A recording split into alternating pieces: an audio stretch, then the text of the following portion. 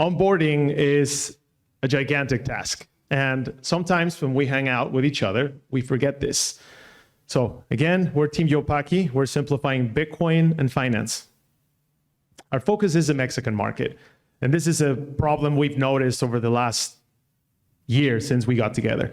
The Bitcoin user experience in Mexico is confusing, frustrating, and time-consuming. And how do we know this? Because our parents and our uncles are having this exact problem where they know about it and they want to buy it, but they just don't find the right tools to do it. Sure, there's an exchange that's gigantic, Bitso.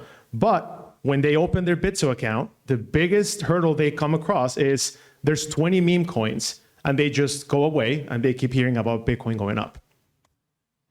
Investors in Mexico don't typically download Bitcoin apps for that purpose.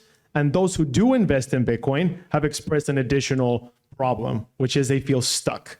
Mexican investors or high net worth individuals typically like to have other assets. So Yopaki is solving this problem by empowering users to invest in Bitcoin and do more with their money. But what does that mean exactly? So judges, imagine there is a guy, his name is Diego, and January of this year, Diego noticed that Bitcoin started going up. So Diego wanted to buy Bitcoin. Diego also happened to attend a conference in Mexico back in September, and he made contact with a couple of crazy Bitcoiners.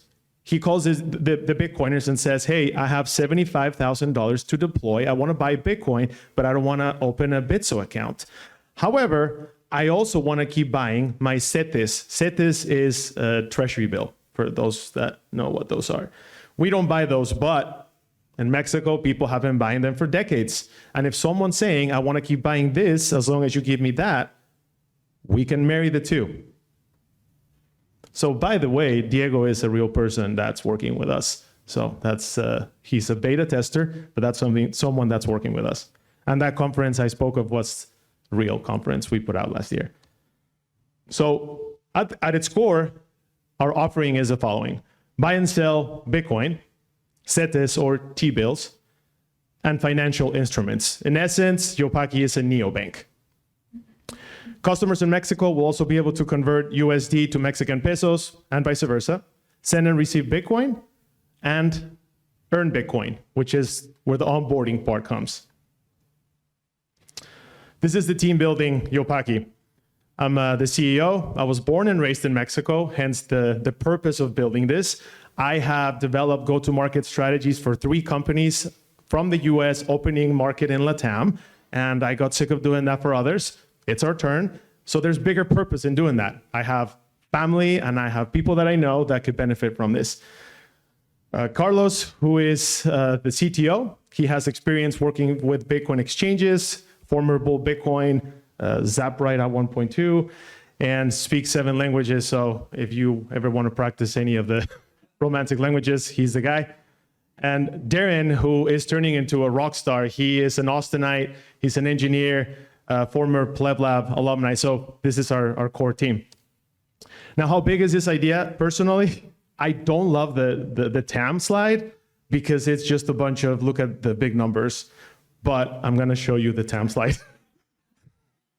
The total addressable market, and I don't need to read the whole thing, but there's $72 trillion at stake because of the partnerships we have developed for our customers in Mexico. They can access Bitcoin, they can access T-bills. BMV stands for the Mexican stock market. They can also access stocks. And if we narrow down all these beautiful numbers into what we can address, we're thinking if we can even represent 1% of this market share, we're in good company.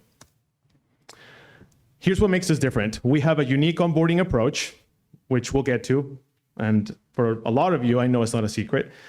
We have a Bitcoin and finance neobank strategy, which hasn't been done. In Mexico, no one's doing this. We have a social political marketing environment advantage because of connections we have. It's unfortunate to say, but who you know does matter. And leadership and events. Last year, we threw the first non-technical Bitcoin conference because I know Nifty did a technical conference. And at this point, the main reason for the conference was to build reputation. We don't have tons of money to just go out and spend on ads. Having said that, with no money, we did have 3.2 million impressions in social. We had 11 countries represented. We projected 1 central bank. which some of you might have seen. And we had 130 plus attendees, which for the first time, Bitcoin only conference, that's a big deal. Now, who's gonna build this with us? So decisions are difficult because we cannot do it alone. We've narrowed down the partners to 3. We've been using their technology. They're really excited about our mission. We've gone back and forth. We're connecting APIs. We're doing the test, and really comes down to the following 3. I'm not gonna read all points of 3. You can maybe take a quick glance. We're leaning towards one way, but we have to decide in the next 2 months on who is gonna be the partner that's gonna be providing this partnership for Yopaki. Now, the Global South, I don't know if you know this, but this term comes up a lot. And apparently it's the new term for third world countries or developing countries. This is true. But anyways, so one of the reasons we noticed that Bitcoin companies' expansion into the Global South, specifically LATAM, hasn't really worked, it's not because of technology. The apps exist, the Bitsos exist. The education too. El Salvador has an incredible program called Mi Primer Bitcoin. And over the last year and a half, they merged together and they're doing a fantastic job. But there's one piece that we feel is missing, and that piece is culture. Culture is something that transcends through generations. So I could spend an entire hour of a podcast, Marty, on this, but there is a game that has been played for centuries. I definitely dug into the gaming and cultural aspects of what connects humans. And there's a game that you all know. This game is called Bingo, right? Now, Bingo has another side in different parts of the world, and we call it Loteria. Loteria dates back all the way to the 15th century. So just, again, scroll through those images real quick, but it has evolved over time. At one point, the Catholic Church used it to teach concepts for the people that couldn't read. Military used it to keep the soldiers entertained. And then, of course, retail has used it. When those soldiers came back to their houses, they brought the game, and in the 19th century, 100% of the population in Mexico and Latin America, but 100% in Mexico, knows exactly what Loteria is. And that's today the case as well. Kids and grandparents play it during the holidays, birthdays, and so on. So I could spend a lot of time talking about this. What we thought is, if this is a proven method that brings people together as that missing cultural piece, we need to give it that same treatment. So, although we're a neobank, we thought we have to nail the onboarding aspect. And we actually have gotten help on getting these types of ideas from people like Brian and Kelly from Wolf. He was fundamental into, guys, you have something, but you got to keep at it. So that's how it was born. We call it the Bitcoin Loteria, which we're using shirts to represent some of the characters. At this point, and of course, the thing about onboarding is not just about the game, but now that Bitcoin is going up, everybody wants to hear about it. Everybody. So if you tell someone, hey, let me tell you about privacy and decentralization and sovereignty, that's great for us. For this room, this is great, but not for the holidays and your neighbors and your friends. So who likes free sats? We all do. Muzz wants sats, and I have a timestamp on that. Spinning the Fold app daily and opening Lolly Treasurer's box is the modern day Bitcoin faucet. I wish more companies sprinkle sats like this. We're going to help you with that.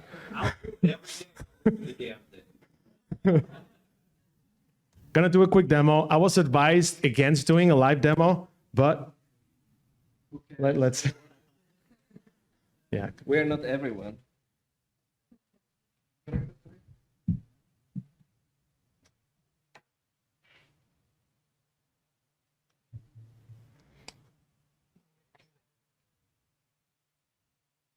Okay, great.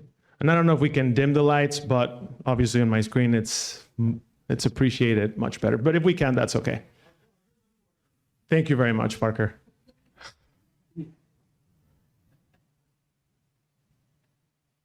I appreciate you. All right. So first time I open Loteria, I don't know what's going on, so I'm gonna go to how to play it. Loteria is just like bingo. There's 54 cards. And every player that logs in has their own unique board. Now, the game is played for an entire week, and 2 cards get drawn twice a day for stickiness. 1 in the morning, 1 at night. So yes, you can open it twice a day. If you get a matching card, as the instruction will tell you, you will claim 100 sats, and you will earn additional sats if you claim a row or a column. And drum roll, if you fill an entire Loteria board, you get Loteria. And in Mexico, typically when you win a whole board, you yell, Loteria, right? So now I'm gonna go play.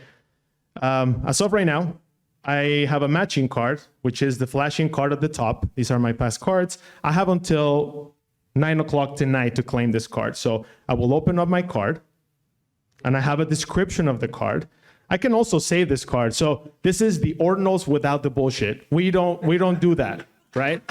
So yeah, every player of Loteria will basically own the card if you want it. You can screenshot it. We don't care. We're playing games and claiming sats. So I'm gonna claim my 100 sats. Hey, confetti comes up, and my wallet has updated. Now I have 3,800 sats, and I have my history of everything I've claimed so far. I can always go to past cards. Last night I forgot to claim Los Tacos, but it shows red to remind me you missed out on 100 sats. So I come in, you missed 100 sats. And a lot of the cards are still using some of the original topics of Loteria. We'll be able to send using Zebedee's API. And of course, I'll be able to stack more sats as I refer people. So the network effect of, hey, if you tell your friend, and if I get 10 people or 20 people or 50 people, I'll be stacking on top of everyone that is downloading the app. This quick feature, I'm not going to spend a lot of time on this because we're still testing it for public, but it does work. We have on-chain Lightning. If you feel like donating some sats, you can take a quick picture on that. We can buy and sell. For the purpose of Top Builder, we focused on the Loteria to make sure it was working.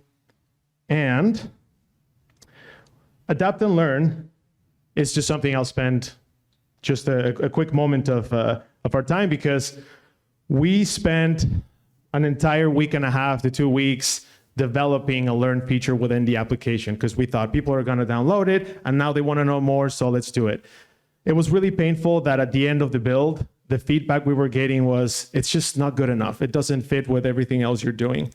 At the same time, there was another company at Top Builder who was building exactly a Learn and education Bitcoin for basic.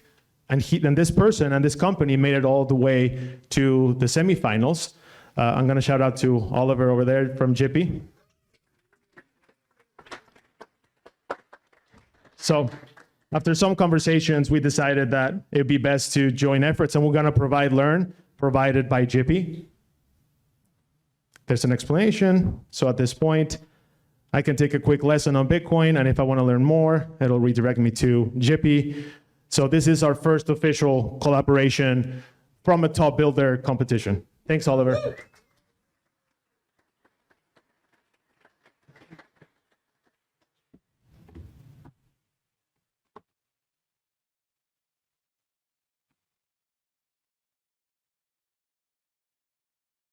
Give it a second.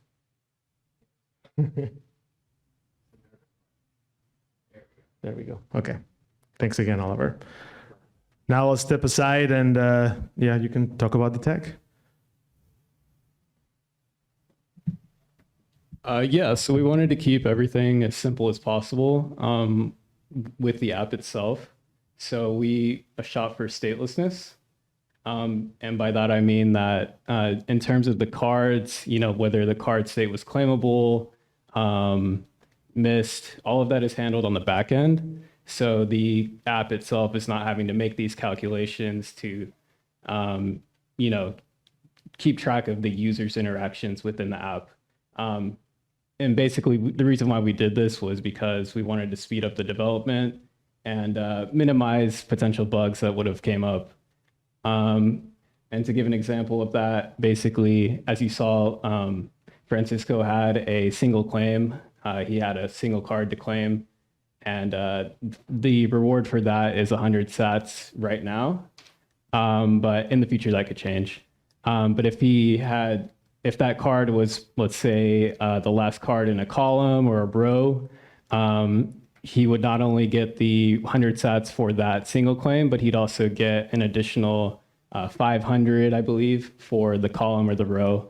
And basically, he proposed that we have 2 separate screens, one for the single claim and one for the row or the column claim. And we kind of pushed back on that because that would have required us to manage user interactions within the app and could have just caused, bugs to happen. So we kept the app completely stateless. And as you can see through this complicated chart, on one end or in the middle rather, is the Yopaki app. And that's just demonstrating the interaction between the backend and the database and some of our providers.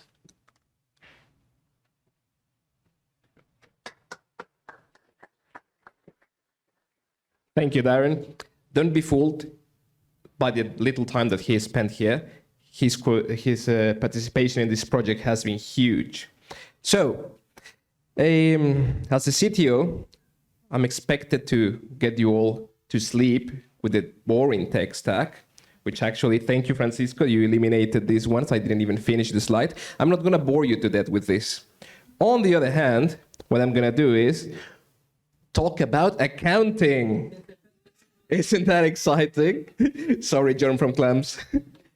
No, but to be honest, there is something really cool happening here. I just discovered a technology that enables 800,000 transactions per second. It's a centralized database. You may say it's not a big deal. It is a big deal. 800,000 transactions per second is huge. And I studied that thing, and I am not using it yet. I'm not going to lie to you. But the system is ready to be migrated onto it. It's called Tiger Beetle. They have a really cool presentation, better than mine. And why is that important?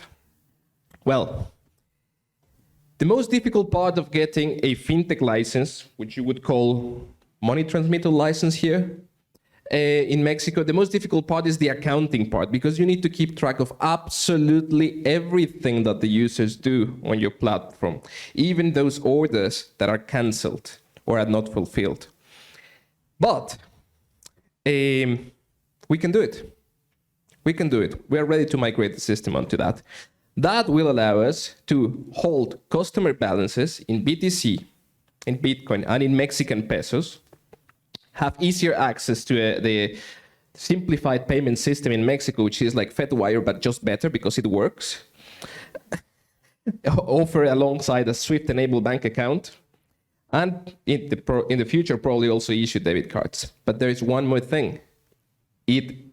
Given the technology and this license, it enables us to offer the second only Bitcoin to Mexican peso order book. Second only, there's only one. Mexico is 3 hours away from here. 130 million people, 14th largest currency in the world.